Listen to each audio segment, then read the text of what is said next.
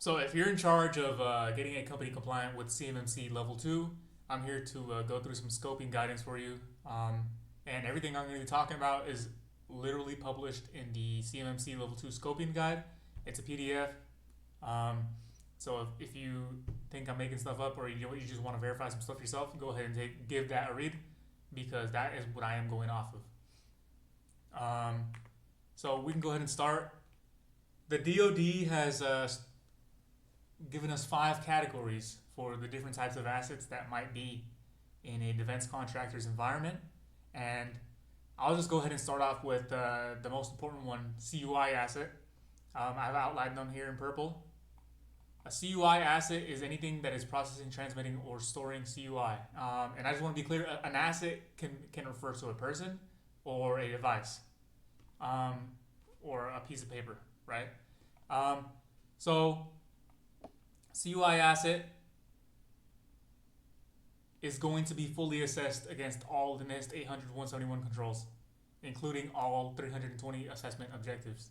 Now, basically what you have to do is implement the requirements for the CUI asset, document them in your system security plan, document them in your inventory, document them and wherever documentation is going to be a requirement for any of the controls, and then, which is all of them, and then you're going to be assessed on them during an assessment.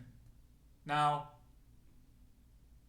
this is key to actually scoping out your environment because a lot of companies start spending money on stuff that really is not necessary. For example, if you go ahead and take the time to start scoping out your environment and figuring out where CUI flows or where you want it to flow in case you don't have CUI currently, but you want to get ready for a defense contract, you're in control of this. You can control what's going to be a CUI asset and what is not, right? Now, obviously, it has to be realistic, right? You don't want to do stuff that your end users are going to try to go around every single time and start using their personal stuff to do work. So just take that into account. But for the most part, a CUI asset is pretty straightforward. If you're accessing CUI on it, if you're storing CUI on it, or is being transmitted through it, it's going to be a CUI asset. I'll give you common examples in on-premises environments and also in cloud environments. In on-premises environments, a lot of the time, people's printers might be in the scope. If you got a printer in the office and let's say you got an R&D or an engineer guy printing out some technical drawing of a missile they're making, something like that, that's gonna turn your printer into a CUI asset because it's processing CUI, right? And from there, you gotta start taking into account how it's getting there, who can control the printer, things like that, right? Now, obviously, you can turn it into CUI assets here are purple, by the way. Obviously, if you want to, you can do your best to make it a contract or risk managed asset, which would mean you'd have to have some restrictions on how CUI is prevented from getting on there. You could possibly make it out of scope entirely, but you'd need to have a very strong physical or logical boundary to prove that it's out of scope, which is not feasible for a lot of small businesses because, it's just not feasible. People need to share those printers and things like that. So a CUI asset is going to be assessed against all 110 controls, all 320 assessment objectives, and these are the main assets that are going to be storing CUI basically. So if you got CUI in SharePoint online, in a SharePoint site, and a laptop connects to SharePoint to view that file or download it or whatever, that makes that asset, your laptop, will turn into a CUI asset as well.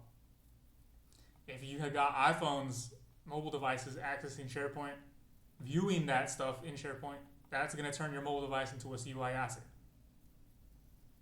Okay? So that's what a CUI asset is. The next thing would be a security protection asset. Security protection assets are assets that are being used to provide some sort of security for actually any asset in here. It could be providing security for a specialized asset, which we'll go into later. It could be providing security for a contract or risk managed asset. and most importantly, it's going to be providing security for a CUI asset. Now, what is a security protection asset? It is anything that you mention in your system security plan that is directly helping it fulfill some sort of security. Okay, so I'll give you an example. If you're controlling the use of portable media with something like Intune or Defender for Endpoint, then Intune or Defender for Endpoint will turn into your security protection asset. If you're controlling access to your systems with Active Directory or Entra ID or some other identity provider like Okta, anything like that, that your identity provider Active Directory will be a security protection asset. Now, how are these assessed? They are assessed in the same way that CUI assets are in an assessment. However, they will be assessed against applicable controls. So, for the most part, if you have a SIM solution like Microsoft Sentinel and you're storing logs in there, for the most part, they're going to be assessing that against only the controls that are relevant to that capability. Now, there is really no guidance on where to stop here. So this will be up to assessor interpretation and assessor discretion, because there is no official guidance on how far assessors can go in terms of what applicable requirements really means. There is no definition of applicable requirements. So technically, you would want to be on the safe side and just try to implement as many of the NIST 800-171 controls to your security protection assets, because you could get an assessor that thinks a whole bunch of controls are applicable to it, when another assessor could think, no, maybe only 3 controls are applicable to that. So you really want to be on the safe side and just do whatever you can to meet all requirements, or as many requirements as you can for that security protection asset. So if you've got a SIM solution, protect access to it with MFA, right? Just because you never know if an assessor would want to check, okay, how are people logging into the SIM solution? You're going to pull up a screen share, log in, and there's no MFA. You might get dinged for it depending on your assessor. So I would say be on the safe side and just try to implement as much as you can for the security protection asset. Obviously, there's going to be limitations to some. Maybe you can't put MFA on a terminal session for, not terminal session, an SSH session for your Cisco switches, right? Maybe you can't. I don't know, anything like that. But like I said, I just be on the safe side, put as much controls as you can around stuff like that, because applicable requirements is really the only guidance that is provided in the document of the assessor's scoping guide. So applicable requirements could be open to wild interpretations. The next thing is going to be contractor risk managed assets. I've put them in green here. Now, a contractor risk managed asset is an asset that is not accessing CUI because there's policies or procedures that prevent it from getting there in the first place. So for example, let's say you got a company, you got engineers, R&D, sales. Let's say you're accounting guys. You got an accountant. Is the accountant accessing CUI? Probably not. But could they? Right? If you're on an on-premises network, technically there's a whole bunch of stuff, network traffic flying all through the network, and technically it's flying by this laptop. What's stopping this laptop from getting CUI on it? Policies and procedures, right? It could be a technical configuration, like he just doesn't have permission to the CUI folder on the file server, something like that. But for the most part, it's going to be policies and procedures, which again could be technical configurations. And contractor risk managed assets are to be documented in the system security plan. However, they are not expecting a full-on assessment to the level of a CUI asset for these. So expect some sort of spot check. And again, this is up to assessor interpretation. There really is no guidance on what a spot check really means. The DoD just says to do spot checks that are able to convince you that they're doing security for CRMA. So just to be on the safe side, I highly recommend you secure your contractor risk managed assets to the same level of security as your CUI assets, because again, that is going to be up to assessor interpretation in terms of how much spot checking they actually do on these assets.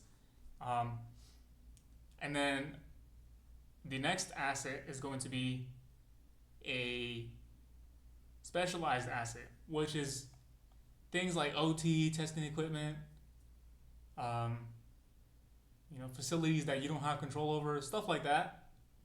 For example, a government facility. These are specialized assets because they have CUI going through them or in them, but you can't really implement the controls. For example, a CAD machine or some sort of machine that is machining parts. Can you implement an MFA on that? Not really. For the most part, you cannot. Or maybe it's some Windows XP workstation that's hooked up to a CAD machine, and if you update that Windows XP, the software will break, or the vendor just flat out stopped supporting it. That would qualify as OT, and you really can't do anything. All the DoD is really expecting here is that you're documenting what you're doing to manage that risk. So, I don't know, maybe you got a Windows XP machine that is controlling your OT equipment. Let's say we unplugged it from the internet. No internet access. You document that in your SSP, your assessor would read that, and then acknowledge it, read over it. They're not going to check. They can't check because that's how the assessor's guide is written. So for these, it's kind of your get out of jail free card. However, it's only applicable to certain things like testing equipment and OT. You can't just go ahead and call your iPhone a specialized asset or your security cameras a specialized asset. So make sure to read the guide. It explicitly tells you what is considered a specialized asset, and it gives a few examples. So there's that. Another thing I wanted to go over actually is an external service provider. Let's say you're a small company, you really can't afford a full-time IT guy with the expertise for CMMC, so you look for an MSP or an MSSP. These guys would be in scope during your assessment, and it could cause a lot of headache if they are not level 2 or if they just have terrible security practices, which a lot of MSPs do. So a little fair warning here, you really want to be careful who your external service provider is. If you really do not trust your external service provider to meet NIST 800-171 requirements, I highly recommend that if you want to continue working with them, obviously, if you want to continue working with them, I highly recommend you do the staff augmentation approach, which would basically move this out of scope. So basically what staff augmentation is, let's say you got an MSP, they're accessing your tenant from their devices, stuff like that. You're going to say, okay, don't do that anymore. I'm going to give you a company issued phone. I'm going to give you a company issued laptop, and you will access my resources off of my assets. Okay? So you're not going to have your RMM tool. I don't want that anymore because I don't trust your security practices. Everything is going to be owned by us. You will access our stuff using our stuff, and that's it. So basically, it's just staff augmentation. And if you, like I said, if you don't trust your MSP to help you at all during assessment, or they're a huge risk, and you want to continue working with them, I highly recommend you do this approach because during an assessment, a lot of MSPs are the biggest risk to an organization seeking assessment to fail. Simply because they're not willing to produce the documentation, they're not willing to produce the customer responsibility matrix, and like I said, you really don't understand their security practices, and for the most part, most MSPs are not security or GRC minded. And CMMC requires a lot of documentation that MSPs simply are not accustomed to handling. So I highly recommend this staff augmentation approach, or just work with an MSP that's been through a CMMC level 2 assessment themselves, because they'll know exactly what to do because they already passed it, and they'll have all the proper documentation in place anyways. Fair warning, those are pretty expensive though. So If you can't afford that, highly recommend you do staff augmentation approach with your existing external service provider. A cloud service provider, now SharePoint, Teams, Microsoft 365 basically. This is not CMMC, it's more of a DFAR 7012 thing. You want to make sure that your cloud services are FedRAMP moderate or equivalent. And what equivalent means is, so little quick information. FedRAMP, to reach FedRAMP authorization, a company has to implement all the FedRAMP controls, do the documentation, get assessed, and then the assessing company is going to write up a report and then send it to a government official basically. So think of the CIO of the DoD. They would send it up to them, and they would be in charge of saying, okay, yeah, check, they're authorized for FedRAMP. And this costs millions of dollars, by the way. So that is why when you're looking for a FedRAMP cloud, that's why you see the hyped up prices. It is because this reaching FedRAMP literally costs $1 million. But that's what the FedRAMP process looks like. But to really get there, you need to have a government agency that wants to use the cloud service in the first place. So if you're a small startup, software as a service, and you want to get FedRAMP, you're probably not going to do it. However, the DoD has said in DFAR 7012 that they will accept FedRAMP equivalency. Now, equivalency means that you go, as a company, go through implementing all the FedRAMP controls, get assessed. However, the biggest difference here is that you do not have to have a sign-off from a government official. So, in fact, reaching FedRAMP equivalency is harder than just getting FedRAMP, because to get FedRAMP, you need to have authorization from a government official, and you can fail some controls as the cloud service provider. You can fail some controls, but the government official is ultimately the one who says, yeah, we'll take the risk, they're FedRAMP. Whereas FedRAMP equivalency requires you to do everything properly, because now you don't have an authority saying that they'll take the risk. You just have to implement all your controls. So reaching equivalency is actually harder.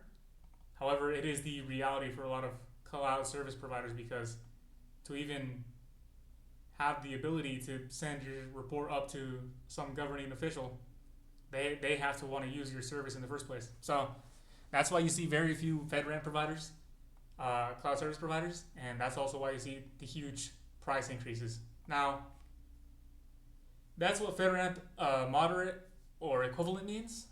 So if you're storing CUI in any cloud service provider, Microsoft 365, Google Workspace, Monday.com, Salesforce, you really want to make sure that the information you're storing in there is not CUI, because if it is CUI, then you need to get on the FedRAMP version. And one problem I see commonly here is that companies just start buying everything FedRAMP, but they didn't properly scope out their environment, and they find out, oh, we didn't need this. For example, a password manager does not require FedRAMP unless your passwords are considered CUI, but I've never seen a password be considered CUI ever. So you don't need a FedRAMP password manager. You don't need a FedRAMP remote monitoring system unless it's storing, processing, or transmitting CUI, right? Which I'm pretty sure you could turn off a whole bunch of file access permissions on it, but you could go on the safe side and do FedRAMP. But like I said, you really want to start by drawing diagrams like this for your environment and really figure out where CUI is, where it ends up, so you can allocate your budget appropriately and not overspend on your compliance budget. So you have hopefully that was able to cover any questions you probably had, and I'll see you guys here in the next video.